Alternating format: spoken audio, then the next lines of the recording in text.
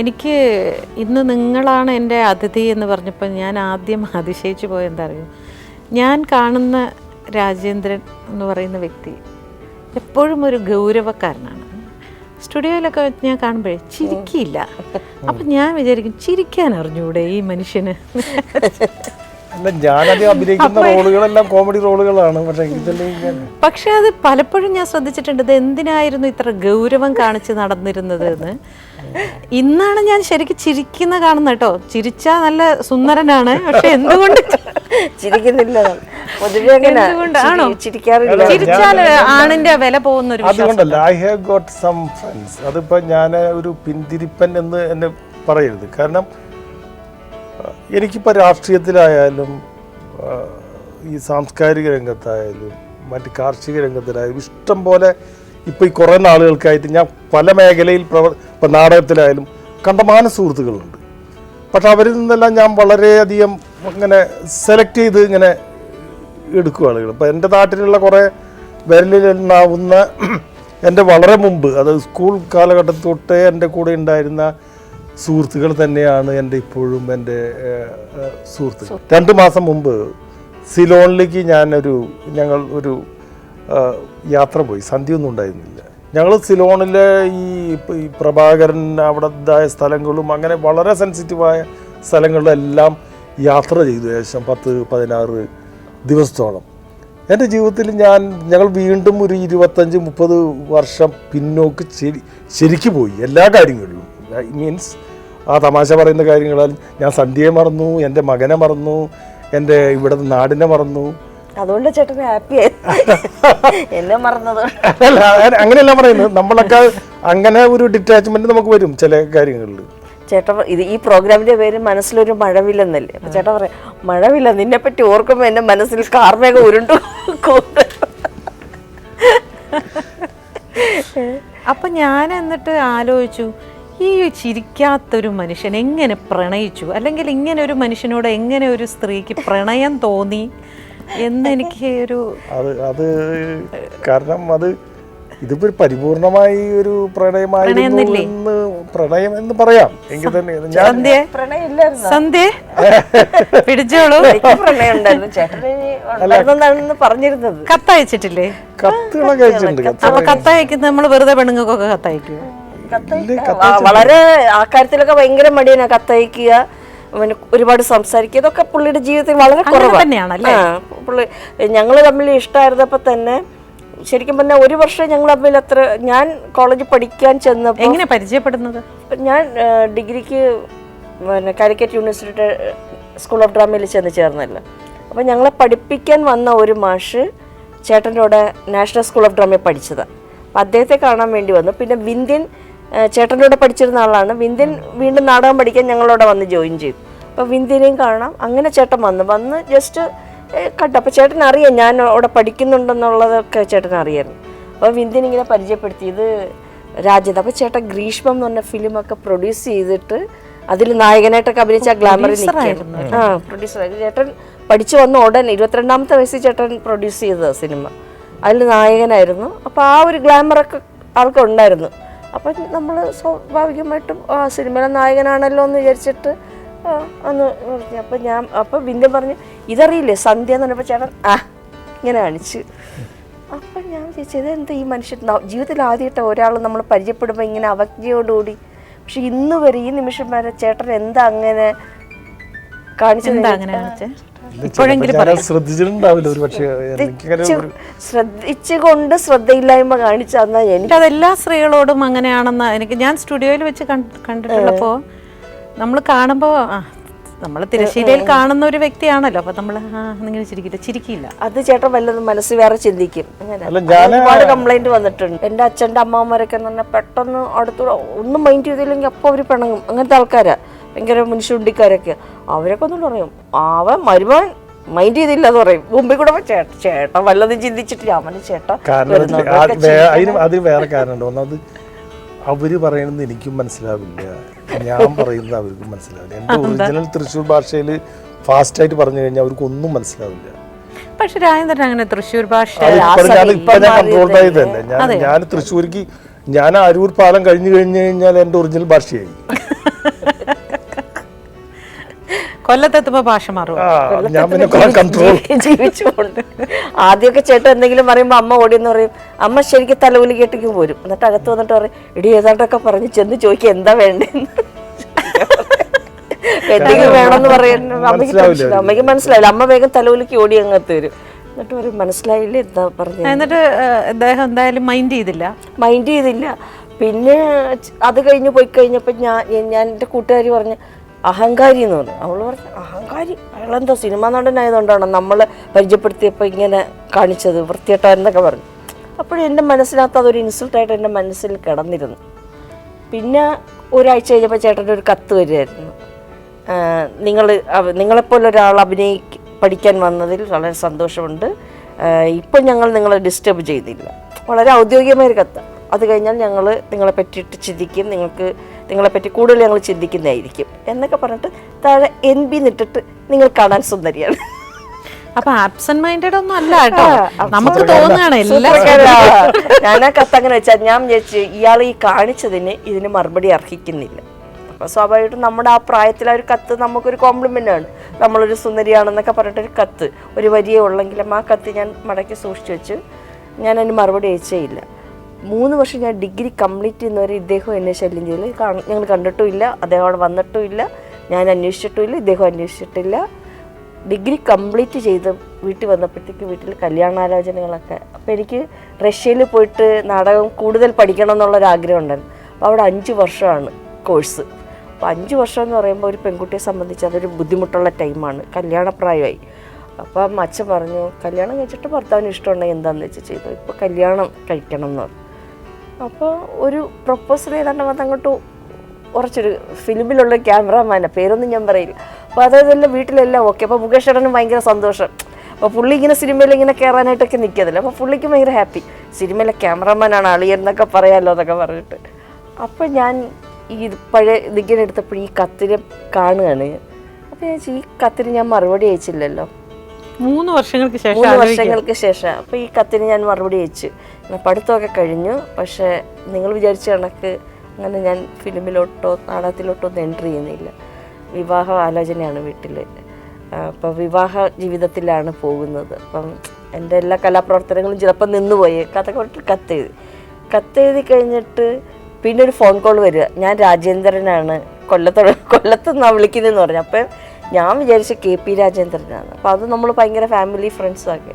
അപ്പം ഞാൻ പറഞ്ഞു കൊല്ലത്ത് വന്നിട്ട് എന്താ വീട്ടിൽ വരാത്തപ്പോൾ ചേട്ടന് ഷോക്കായി, ഇത്ര പെട്ടെന്ന് വീട്ടിലോട്ട് വിളിച്ചല്ലോ എന്നുള്ള. അപ്പം ചേട്ടൻ പറഞ്ഞു ഞാൻ രാജേന്ദ്രനാണ്. അപ്പം ഞാൻ പറഞ്ഞു അയ്യോ എന്നാ വീട്ടിൽ വരണ്ട. അങ്ങനെ സംസാരിച്ച് പുള്ളി പോയി. പിന്നെ പുള്ളി അതിന് മറുപടി വെച്ച് പോയി കണ്ടോ? ഇല്ല കണ്ടൊന്നുമില്ല. പുള്ളി ഇപ്പം ഓൺ ദ വേ ട്രിവാൻഡ്രത്തോട്ട് പോവാണ്. അപ്പോൾ സംസാരിച്ച് കത്ത് കിട്ടിയെന്ന് പറഞ്ഞു. ഞാൻ പറഞ്ഞു അപ്പം മറുപടി വന്നില്ലല്ലോ എന്നല്ല. അങ്ങനെ പിന്നെ കത്തുകൾ വന്നപ്പോഴത്തേക്ക് ഞാൻ അമ്മയോടൊക്കെ പറഞ്ഞു അമ്മ ഒന്നും കൂടെ ഒന്ന് വെയിറ്റ് ചെയ്യും, ഞാൻ ഒരു വർഷം കൂടെ ഒന്നും കൂടെ ഒന്ന് വെയിറ്റ് ചെയ്യാൻ പറഞ്ഞു. അപ്പോൾ വീണ്ടും എനിക്ക് അവിടെ സ്കൂൾ ഓഫ് ഡ്രാമയിൽ 1 വർഷം കൂടെ ഒരു നാടകം അഭിനയിക്കുന്നുണ്ട്. ഇല്ല നാടകമൊന്നുമില്ല. അപ്പോൾ വീണ്ടും അവിടെ പോയി. അപ്പോഴും ഞങ്ങൾ ശരിക്കും വീണ്ടും ഞാൻ തൃശ്ശൂർ എത്തിയപ്പോൾ വീണ്ടും ഞങ്ങൾ എല്ലാ ദിവസവും 2 ദിവസം കൂടുമ്പോഴെങ്കിലും കത്തുകൾ, ചേട്ടൻ്റെ കത്തുകൾ വരും. ചെറിയ കത്തുകളാണ് വരുന്നത്.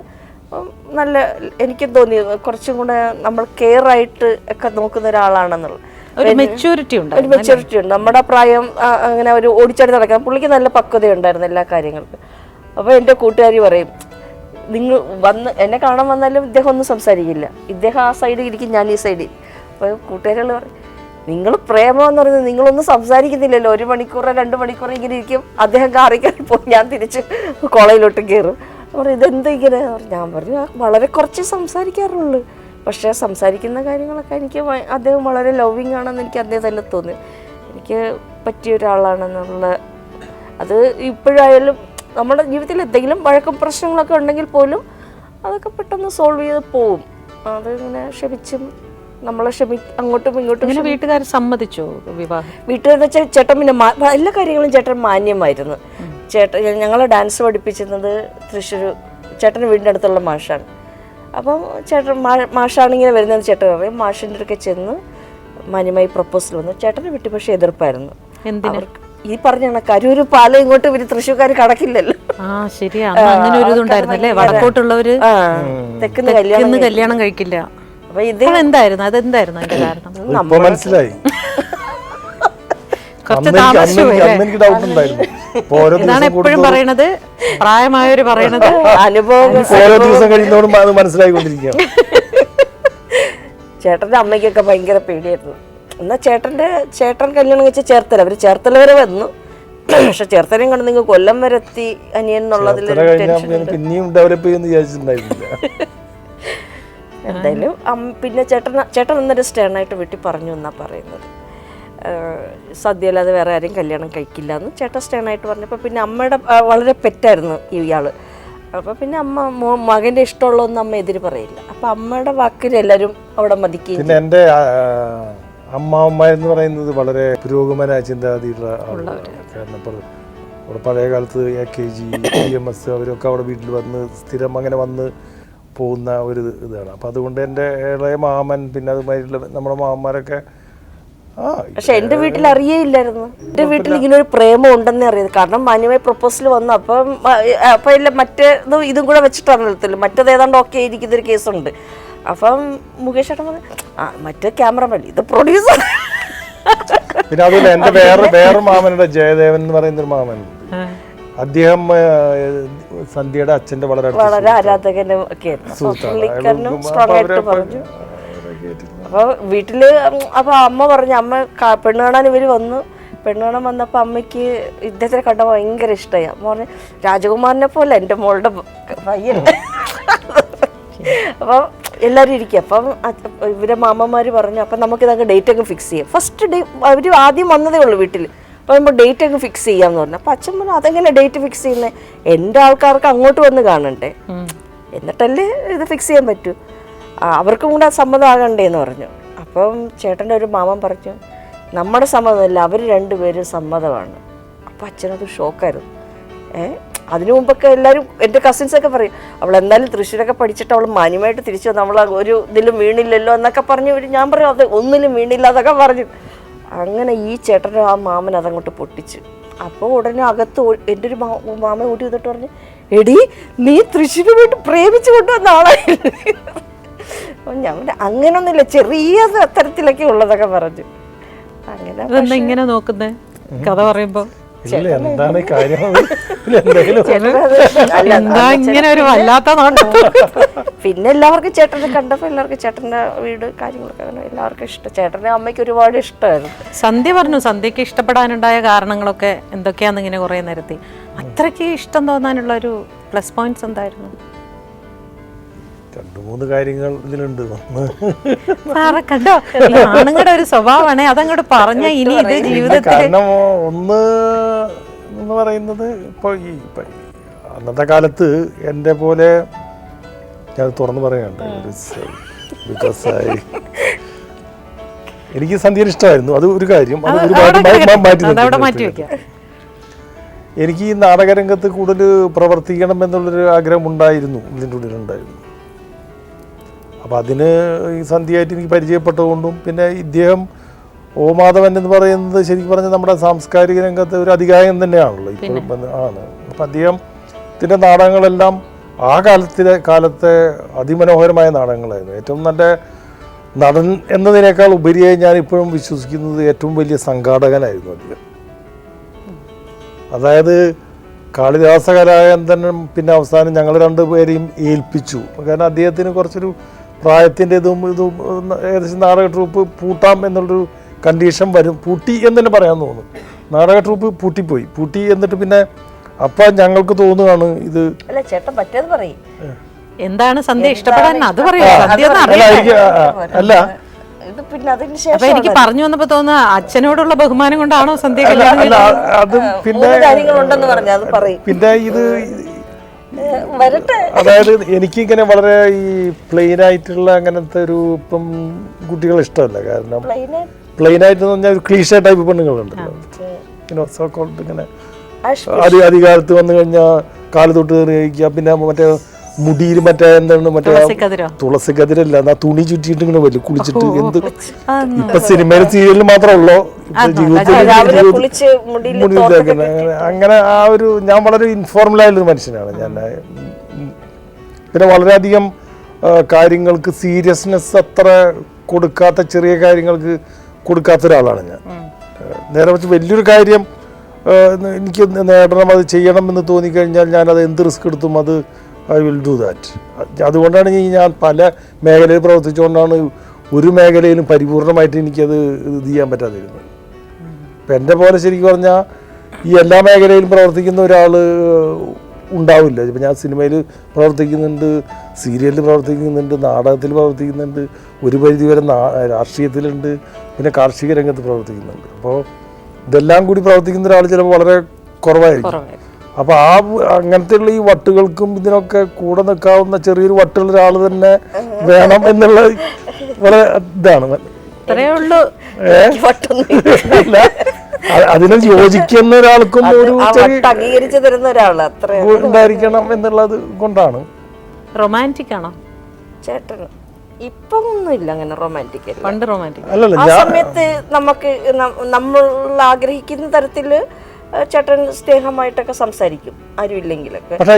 മുന്നിൽ വെച്ച് അങ്ങനെ ഷോ ഒന്നും കാണിക്കുന്നത് ഇഷ്ടമല്ല. ജസ്റ്റ് ഇങ്ങനെ കൈ തൊടാൻ പോലും അതുപോലും ചേട്ടൻ ഇഷ്ടമല്ലായിരുന്നു. അല്ല, റൊമാൻറ്റിക് എന്ന് പറയുന്നത് അതൊരു ഒരു ഇത് മാത്രമാണ് റൊമാൻറ്റിക് എന്ന് പറയുന്നതിൽ യാതൊരു. പിന്നെ കാലങ്ങളൊക്കെ ഒത്തിരി 25 വർഷമായിട്ട് ഇനിയിപ്പോ റൊമാൻറ്റിക് എന്താ റൊമാൻറ്റിക്? പക്ഷെ സ്നേഹം ഉണ്ടെന്ന് നമുക്കറിയാം, നമ്മളെ ശ്രദ്ധിക്കുകയും പരിഗണിക്കുകയും ചെയ്യുന്നുണ്ട്. ഇപ്പം ശരിക്കും പറഞ്ഞാൽ ഈ നമ്മുടെ ഡെയിലി റൂട്ടീൻ ആ ലൈഫ് അങ്ങനെ പോവില്ല. അപ്പം നമുക്ക് എത്രമാത്രം സ്നേഹം അന്യോന്യം ഉണ്ടെന്നോ ഒന്നും നമുക്ക് അളക്കാനൊന്നും പറ്റില്ല. അതെന്തെങ്കിലും ഒരു സംഭവം വരണം. ഇടയ്ക്ക് വെച്ച് 1 വർഷം മുന്നേ ചേട്ടന് ചെറുതായിട്ടൊരു അസുഖം വന്ന് ചേട്ടൻ ഹോസ്പിറ്റലിലായപ്പോഴാണ് ഈ ആള് എത്രമാത്രം വിലപ്പെട്ടതാണ് ഞങ്ങൾക്കെന്നുള്ളത്, എനിക്ക് എൻ്റെ മകന് എത്രമാത്രം വിലപ്പെട്ടാണ് ഈ വ്യക്തി എന്നുള്ള അതെനിക്കൊരു തിരിച്ചറിവായിരുന്നു. മറ്റേത് ഇപ്പം ചേട്ടൻ ഞങ്ങൾ രണ്ടുപേരും കല്യാണം കഴിഞ്ഞിട്ട് ഇന്നവരങ്ങനെ മാറി സഞ്ചരിച്ചിട്ടൊന്നുമില്ല, മാറി നിന്നിട്ടില്ല. എവിടെ പോയാലും ഞങ്ങൾ ഒരുമിച്ചാണ്. ചേട്ടൻ പറയും അന്ന് കണ്ടപ്പോൾ ഇവിടെ കൂടെ പിടിച്ചപ്പോൾ എന്നെ വിട്ടിട്ടില്ല എന്ന് പറയും. അപ്പോൾ ചിലരൊക്കെ സീരിയൽ നമ്മളെ ഫ്രണ്ട്സാന്നേ പറയും, ചേട്ടൻ അമ്മനിക്ക് പറയും ചേട്ടൻ്റെ വൈഫിൻ്റെ വേഷമുണ്ട്, ചേച്ചി വിളിക്കട്ടെ എന്ന് ചോദിക്കും. ചേട്ടൻ പറയും ജീവിതത്തിലേ അവളെൻ്റെ വീട്ടിൽ വിടുന്നത്, നിങ്ങൾ എനിക്ക് ഒരു റിലാക്സിന് വേറൊരു ബെഡിനെ വെക്കണമെങ്കിലും പറയും. അങ്ങനെയൊക്കെ തമാശ പറയും. പക്ഷെ എന്തോ ആ നിമിഷം മുതൽ ഈ നിമിഷം വരെ ചേട്ടൻ എവിടെ പോയാലും ചേട്ടൻ്റെ ഒപ്പം ഞാനുണ്ട്. ഞങ്ങൾ രണ്ടുപേരും അങ്ങനെ മാറിയും തിരിഞ്ഞു. അപ്പൊ അതുകൊണ്ട് എനിക്ക് പലപ്പോഴും തിരിച്ചറിയുന്നത് അങ്ങനെയുള്ള നിമിഷങ്ങളിലായിരിക്കും. പോയ വ്യക്തിയും ആ വ്യക്തിയെ നോക്കുന്നവരും പരസ്പരം തിരിച്ചറിയുന്നത് അപ്പോഴാണ്. ആ ഒരു സമയത്ത് എനിക്ക് അതിനു മുമ്പ് ഞാൻ ചേട്ടൻ്റെ പല സ്വഭാവങ്ങളും നമുക്ക് ഇഷ്ടപ്പെടാത്ത ഒരുമിച്ച് ജീവിക്കുമ്പോഴാണല്ലോ. അതിലൊക്കെ എനിക്ക് ചിലപ്പോൾ ഭയങ്കര വിഷമം. ഞാൻ ചോദിക്കും, ലോകത്ത് എത്ര ആണുങ്ങളുണ്ടായിരുന്നു, എനിക്ക് ഈ ഒരാളെയല്ലേ എനിക്ക് നോക്കാനും കെട്ടാനും പറ്റുള്ളൂ എന്നൊക്കെ ഞാൻ വഴക്കിടുമ്പോൾ ഞാൻ പറയും, എത്ര പേരുണ്ടായിരുന്നു, എനിക്ക് ഈ ചേട്ടനെല്ലാം നോക്കാനും എൻ്റെ തലവിധി തന്നെ എന്നൊക്കെ പറയും. പക്ഷേ ഇങ്ങനൊന്ന് കിടക്കുമ്പോൾ എനിക്ക് എത്രമാത്രം ഈ ആൾ എൻ്റെ ജീവിതത്തിലെ ഒരു പ്രധാന ഘടകമാണെന്ന്, ഞാൻ എത്രമാത്രം ഇദ്ദേഹത്തിനെ സ്നേഹിക്കുന്നുണ്ടെന്നും ഇദ്ദേഹം ഇല്ലെങ്കിൽ ആ ഗ്യാപ്പ് എത്ര വലുതാണെന്നും ഒക്കെ ഉള്ളൊരു ആ ഒരു സമയമാണ്. അപ്പം ഞാൻ മോൻ്റെ ഒക്കെ പറഞ്ഞ്, ചിങ്കു ഇങ്ങനെ അച്ഛനില്ലാതെ ഒന്നും അമ്മയ്ക്കൊന്നും പറ്റില്ല. അപ്പോൾ ആ ചിങ്കും അവനും സെയിം ഫീലിംഗ്. അവൻ പറയുന്നു അച്ഛൻ എന്ന് പറയുന്നത് എന്താണെന്നുള്ള അച്ഛൻ എന്തെങ്കിലും ഇപ്പോഴും പറയും, ആരോഗ്യ ശ്രദ്ധിച്ചിട്ട് പറയും, അച്ഛൻ ഐസുവിൻ്റെ മുമ്പിലിരിക്കാൻ എന്നെ കൊണ്ട് പറ്റില്ല, അച്ഛൻ കെയർ ആവണം, അച്ഛനകത്ത് അങ്ങനെ കിടക്കുന്നത് എനിക്ക് വിഷമം, അതുകൊണ്ട് നല്ലപോലെ കെയർഫുൾ ആയിരിക്കണം.